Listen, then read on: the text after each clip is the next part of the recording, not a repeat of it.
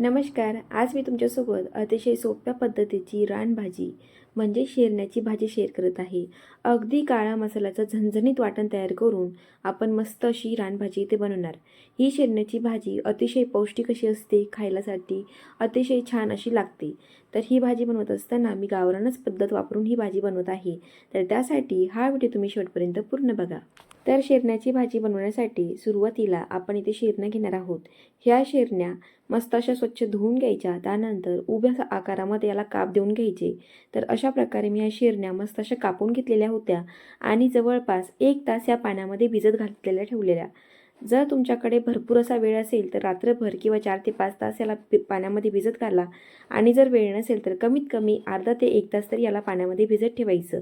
कारण या शेरण्या भरपूर अशा आंबट असतात आणि जर या शेरण्या हिरव्यागार असतील तर त्या थोड्याशा कडसरसुद्धा असतात. जेणेकरून असं भिजत घातल्यामुळे काय होते की यामध्ये जो आंबटपणा असतो तो पूर्णपणे नाहीसा होतो. त्याचबरोबर यामध्ये ज्या बिया असतात त्या इझिली बाहेर पडत नाही. भिजत घातल्या ठेवल्यामुळे पटकन अशा ह्या बियासुद्धा यामधून बाहेर निघतात. त्यानंतरच आपण इथे वापरायच्या. तर इथे ही भाजी बनवत असताना मी अगदी गावरान पद्धतीने ही भाजी बनवत आहे आणि त्यासाठी मस्त असा काळा मसाला इथे वाटून घेणार. तर त्यासाठी आपण इथे 1 ते 2 चमचे कराळे घेणार आहोत, 1 ते 2 चमचे तीळ घेणार आहोत, थोडेसे खोबऱ्याचे काप घ्यायचे, 1 चमचा धने घ्यायचे आहे, एक छोटासा साईजचा कांदा घेतलाय, तो मस्त असा काळपट असा भाजून घेतलेला आहे. त्यानंतर इथे मी अर्धा चमचा खसखस घेत आहे. खसखस भाजीसाठी अतिशय पौष्टिक अशी असते आणि खायलासुद्धा अतिशय छान अशी असते. त्याचबरोबर मस्त अशा हिरव्या मिरच्यासुद्धा घेतलेल्या आहेत.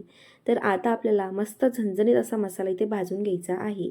तर सुरुवातीला आपण इथं तव्यावरती कराळा आणि तीळ दोन्ही आकाराने सेम असल्यामुळे मी दोन्ही सोबत असे भाजणार आणि भाजत असताना अगदी 1 ते 2 मिनिट एवढंच भाजायचं. गॅस मस्त फुल असलेला असल्यावर आणि तवा छान तापलेला असल्यावरती हे तीळ आणि कराळा भाजायला खूप जास्त वेळ लागत नाही. अगदी 1 ते 2 मिनिटांमध्ये मस्त असे भाजायला लागतात. हे दोन्ही भाजत असताना तडतड करायला लागले की त्यावेळेला आपण त्यामध्ये खसखस घालणार आहोत आणि त्यांच्यासोबतच खसखससुद्धा भाजून घेणार. खसखशीला भाजायला खूप जास्त वेळ लागत नाही, काही सेकंदामध्ये मस्त अशी भाजून होते. तर सुरुवातीला तीळ कराळं भाजायचं आणि त्यामध्येच खसखशी घालायची आणि ही तिन्हीसुद्धा मस्त असं भाजून घ्यायचं आणि एका प्लेटमध्ये काढायचं. तर ह्यानंतर आपण इथे धने भाजून घेत आहोत. ज्या प्रकारे तीळ कराळा आणि खसखस आपण कोरडंच भाजलं त्याच प्रकारे आपण हे धनेसुद्धा तव्यावरती कोरडेच भाजून घेणार आहोत. आता धने भाजत असताना मस्त हलका काळपट रंग यायला लागला की तोवर भाजून घ्यायचे, म्हणजे भाजी मस्त काळीदार होते, मसालेदार होते. आणि आता हे भाजलेले धने आपण सेम ताटामध्ये काढून घ्यायचे. आता यानंतर आपण जे खोबऱ्याचे काप करून घेतलेले आहे ते भाजून घेत आहोत. खोबऱ्याचे काप भाजत असताना थोडंसं तेल त्यावरती घालायचं आणि मग ते भाजायचे. हे काप करत असताना अगदी पातळ असे करून घ्यायचे, म्हणजे ते मस्त असे भाजलेसुद्धा जातात. नाहीतर जाडसर खोबऱ्याचे खीस तुम्ही डायरेक्टली अशा प्रकारे भाजला ना तरीही चालतो. हे खोबऱ्याचे काप भाजत असताना यावरती तेल घातल्यामुळे हे मस्त काळपट अशा रंग येईपर्यंत भाजले जातात आणि व्यवस्थित असे भाजूनसुद्धा होतात. आता हे भाजलेलं खोबरंसुद्धा सेम प्लेटमध्ये आपण इथे काढून घेणार आहोत. आता सर्वात शेवटी आपण मस्त अशा हिरव्या मिरच्या इथे भाजून घेत आहोत. ह्या हिरव्या मिरच्या भाजण्यासाठी यावरती अगदी 1 ते 2 थेंब एवढं तेल घालायचं आणि ह्या मिरच्यासुद्धा मस्त काळपट रंग येईपर्यंत खरपूस भाजायच्या, म्हणजे भाजी अगदी मसालेदार काळीदार अशी होते. त्याचबरोबर जर तुमच्याकडे हिरव्या मिरच्या नसतील तर त्याऐवजी तुम्ही लाल मिरच्या भाजल्या तरीही चालतील. लाल मिरच्यासुद्धा अशाच प्रकारे मस्त अशा भाजून घ्यायच्या. आता इथे आपण हे जेवढेही सर्व हे मसाले मस्त असे भाजून घेतले ते मिक्सरच्या भांड्यामध्ये घालून घेणार आहोत आणि मिक्सरमध्ये बारीक करून घेणार आहोत. त्यापूर्वी सुरुवातीला मिक्सरमध्ये बारीक करत असताना कांदा आणि मिरच्या आहेत तर त्या यामध्ये घालायच्या नाहीत. हे जे मसाले आहेत हे असेच कोरडेच फिरून घ्यायचे, म्हणजे ते व्यवस्थित असे बारीक फिरवल्या सुद्धा जातात आणि मस्त बारीकसुद्धा होतात. त्याचबरोबर जर तुम्ही यामध्ये जर हिरवी मिरची आणि कांदा यासोबत घातलं तर ते पटकन असं बारीक होत नाही, त्याला बारीक व्हायला खूप जास्त वेळ लागतो. तर त्यासाठी सुद्धा आपण हे सुरुवातीला यामध्ये घालायचं नाही. अशा प्रकारे हा मसाला छान बारीक झाला की मग त्यामध्ये आपण कांदा आणि राहिलेली मिरची आहे ती यामध्ये घालायची आणि मस्त अशी फिरवून घ्यायची. आता हे फिरवत असताना तुम्ही यामध्ये थोडंसं पाणी घालायचं आणि मस्त असा आपला इथं मसाला इथे तयार झालेला आहे. तर आता गावरान पद्धतीने आपण ही शेरण्याची भाजी बनवत आहोत आणि गावाकडे शेरण्याची भाजी बनवत असताना अशा प्रकारे चवळी रात्रभर भिजवून यामध्ये घालतात. तर त्यासाठी मी ही चवळी मस्त अशी रात्रभर भिजत ठेवलेली होती आणि आता ही भिजवलेली चवळी आपल्याला ह्या भाजीमध्ये वापरायची आहे. तर आता शेरनीची भाजीसाठी चवळीसुद्धा भिजवून आहे, आपला मसालासुद्धा आपण तयार करून घेतला आहे आणि ज्या शेरण्याच्या फोडी आपण पाण्यामध्ये भिजत ठेवल्या होत्या त्या छान स्वच्छ अशा धुवून घेतल्यात आणि त्यामध्ये जे बी होतं ते पूर्णपणे काढून टाकलेलं आहे. तर चला आता मस्त अशी झणझणीत अशी शेरण्याची भाजी तर आपण तयार करून घेऊयात. तर आता इथे कढईमध्ये आपण तेल घेणार आहोत आणि तेल छान कडकडीत असं तापलं गेलं की त्यामध्ये कुटून घेतलेलं आपण जिरं आणि लसण यामध्ये घालायचं. तर जिरं आणि लसण कुटलेलं आहे पण तरीसुद्धा हे छान खरपूस होईपर्यंत तळून घ्यायचं, म्हणजे फोडणी छान कडकडीत अशी बसतेच, त्याचबरोबर भाजीची चवसुद्धा खूप छान अशी लागते. तर लसूण मस्त असं तळून झालाय. आता त्यानंतर आपण चिरलेली जी थोडीशी कोथिंबीर आहे ना ती यामध्ये घालायची, म्हणजे तेलाचं जे तापलेलं खूप जास्त प्रमाण असतं ते थोडंसं कमी होतं आणि यानंतर आपण जे मसाले घालू ते अजिबात जळत नाही. तर यानंतर मी अर्धा चमचा हळद पावडर घालत आहे. छान असे एकत्रित करून घ्यायचे आणि त्यानंतर आपण जे वाटून घेतलेलं जे वाटण आहे ना तर ते वाटण यामध्ये घालायचं. ज्या वेळेला वाटण वाटून घेत होतो किंवा वाटणासाठी जो मसाला आपण भाजून घेत होतो त्यावेळेला मी खडा मसाल्याचा अजिबात वापर केलेला नव्हता.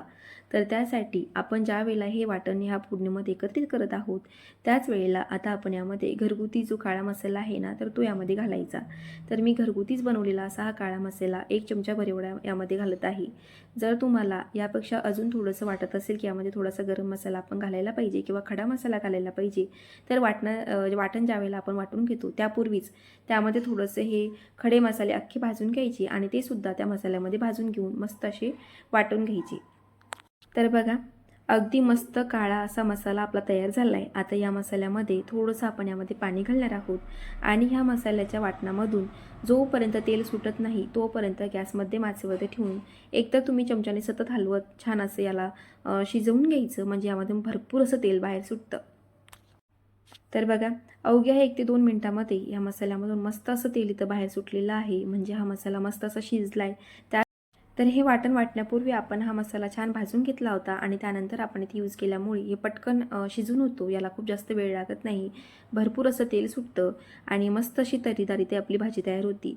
तर हा मसाला मस्त असा तयार झालेला आहे. आता आपण यामध्ये जी चवळी घेतलेली होती रात्रभर भिजवून ती चवळी आता यामध्ये घालायची. तर भाजीला जेवढी लागते त्या हिशोबाने इथे मी चवळी घालत आहे. त्याचबरोबर आपण ज्या शेरण्या छान स्वच्छ अशा धुवून घेतलेल्या होत्या त्या शेरण्याच्या फोडी, त्या फोडीसुद्धा याच वेळेला मी या मसाल्यामध्ये घालून घेते. हे सर्व छान असे एकत्रित करत असताना यामध्ये आपण चवीनुसार मीठ घालायचे आणि हे सर्व छान असे एकत्रित करून घ्यायचे. हे सर्व छान असं एकत्रित झालं की मग आपण यामध्ये आपल्याला हव्या त्या प्रमाणामध्ये पाणी घालायचं. तर ही इथे भाजी बनवत असताना खूप जास्त दाट पातळ तुम्हाला जशी आवडते त्यानुसार तुम्ही यामध्ये पाणी घालायचं.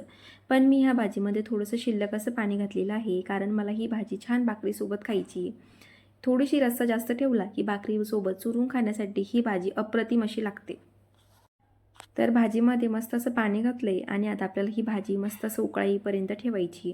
सुरुवातीला 2 ते 3 मिनिट मस्त फुल गॅसवरती ही भाजी तर उकळून घ्यायची, म्हणजे यामध्ये जेवढे पण आपण मसाले भाज्या जे पण घातले त्याचा छान असा अर्क या भाजीमध्ये उतरतो आणि त्याने भाजीची मस्त अशी चव लागते.